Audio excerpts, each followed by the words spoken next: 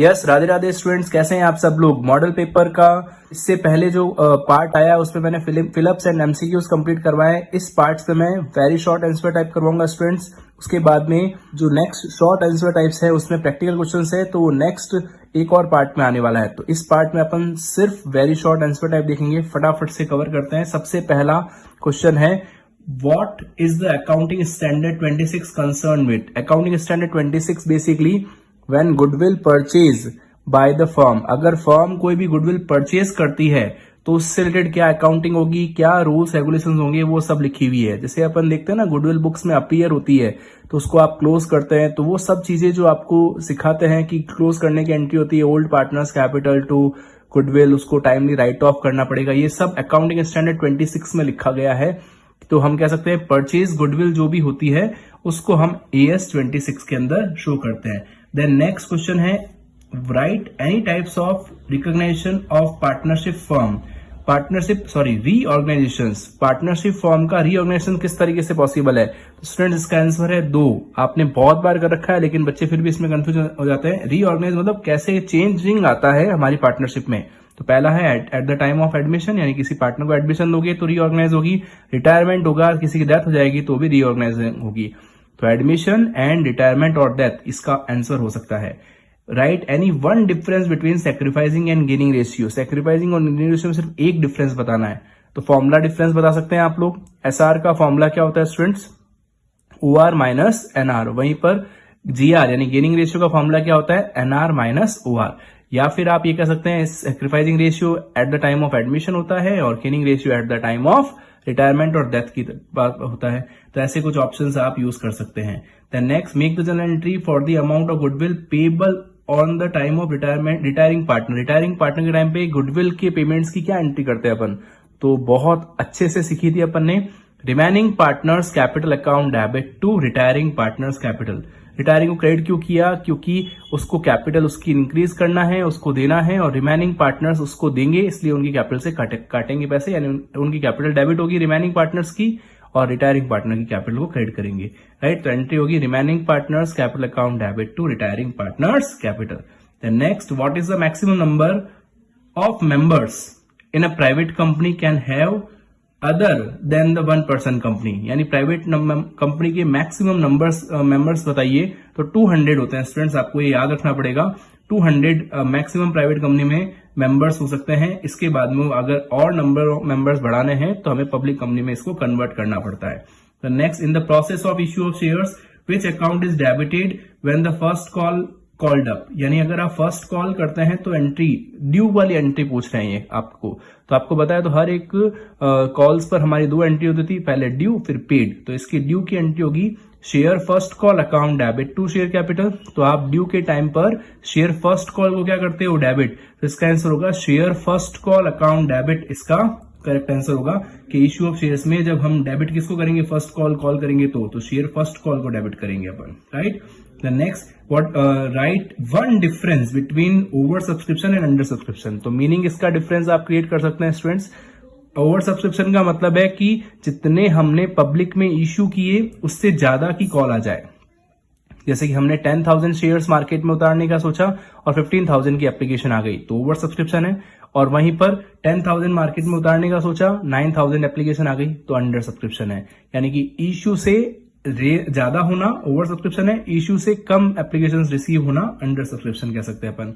What is the reserve capital? Reserve capital को समझाइए। तो रिजर्व कैपिटल बेसिकली अपन क्या कह सकते हैं स्टूडेंट्स, कि हम जब भी कभी कोई कंपनी प्रोस्पेक्टस इश्यू करती है तो उसमें बोलती है कि जैसे कि मान लीजिए 10 रुपीज का एक शेयर है, तो 10 रुपए में से अगर कंपनी कहती है कि हम अभी आपसे सिर्फ 8 कॉल्ड अप करेंगे, 2 रुपए कंपनी की पूरी अक्रॉस द लाइफ हम लोग नहीं मांगने वाले हैं, यानी 2 रुपए एज ए रिजर्व आप ही के पास, यानी शेयर होल्डर्स के पास ही पड़े रहेंगे। हम ये कब कॉल कर पाएंगे? At the time of liquidation. तो ऐसा कैपिटल जो लिक्विडेशन के टाइम पे ही कॉल होता है उसको अपन रिजर्व कैपिटल की कैटेगरी में कह सकते हैं कि this is called reserve capital. Then next, where the security premium reserve account shown in the balance sheet of a company. Company कौन सी बैलेंस शीट में सिक्योरिटी प्रीमियम शो होता है, कौन सी जगह पर? तो आपको पता होना चाहिए लायबिलिटी साइड में, और वहां पर भी शेयर होल्डर फंड के अंदर रिजर्व एंड सरप्लस एक ऑप्शन आता है, उसके अंदर सिक्योरिटी प्रीमियम शो होता है। राइट। नेक्स्ट इसके बाद में नेक्स्ट हमारे पास में पोर्शन है यहाँ पर, what do you mean by issue of debenture as collateral security. तो कोलेटरल सिक्योरिटी अपने आप में एक अच्छा वर्ड है, क्लिकेबल है, तो इसलिए मेरे हिसाब से ये क्वेश्चन एग्जाम में बनता ही है, थ्योरेटिकल और प्रैक्टिकल दोनों। तो कोलेटरल सिक्योरिटी का मीनिंग क्या होता है स्टूडेंट्स, अगर कंपनी बैंक से लोन लेती है तो लोन के अगेंस्ट में बैंक सिक्योरिटीज लेती है, आपको पता है। और सिक्योरिटीज बैंक कंपनी से actually there are two types securities consider करती है। Number 1 primary security, number 2 secondary security. Primary security में कंपनी के कोई land building papers, plant machinery के एग्रीमेंट्स पेपर्स लेती है, यानी कोई फिक्स्ड एसेट्स को अपन कह सकते हैं कंसिडर करती है। लेकिन वहीं पर कोलेटरल सिक्योरिटी के अगेंस्ट में सेकेंडरी सिक्योरिटी जिसको अपन कह सकते हैं, मतलब सिक्योरिटी के ऊपर और सिक्योरिटी लेना, उसको कहते हैं सेकेंडरी सिक्योरिटी। उसमें कंपनी के डिबेंचर्स मार्केट से कंपनी के डिबेंचर्स कंपनी से लिए जाते हैं कि भाई अगर आपने प्राइमरी सिक्योरिटी का पेमेंट नहीं हुआ तो हम कोलेटरल सिक्योरिटी को यूज करके, यानी डिबेंचर को यूज करके डिबेंचर आपकी मार्केट में उतारेंगे और मार्केट से पैसा ले लेंगे, फिर आप मार्केट में जो भी आपके डिबेंचर होल्डर बने उनको पैसे देते रहना। यानी कि कंपनी बैंक अपने आप को सेफली फील करवाने के लिए प्राइमरी के बाद में सेकेंडरी सिक्योरिटी लेती है। उसी सेकेंडरी सिक्योरिटी को अपन क्या कहते हैं, कोलेटरल सिक्योरिटी। नेक्स्ट हमारे पास में ऑप्शन आता है स्टूडेंट्स, एक क्वेश्चन प्रैक्टिकल है, 10,000 were given issued at debenture as interest. Interest के 10,000 रुपए देने हैं 31 मार्च 2024 को, जनरल एंट्री बनाओ, जबकि टीडीएस है 10%। तो इसकी एंट्री अपन ने कंसिडर की थी स्टूडेंट्स। टीडीएस का मतलब होता है tax deducted at source. Companies को इनकम टैक्स डिपार्टमेंट या इनकम टैक्स एक्ट कहता है कि आप जो भी इंटरेस्ट कंपनियां दे रही है अपने डिबेंचर होल्डर्स को, तो उनको डिबेंचर होल्डर्स को इंटरेस्ट देने से पहले ही उनके ऊपर जो टैक्स बन रहा है, क्योंकि डिबेंचर होल्डर की इंटरेस्ट एक इनकम होगी, तो उसके ऊपर जो टैक्स बन रहा है वो आप ही कट करके हमें हमारे डिपार्टमेंट में सबमिट कराइए।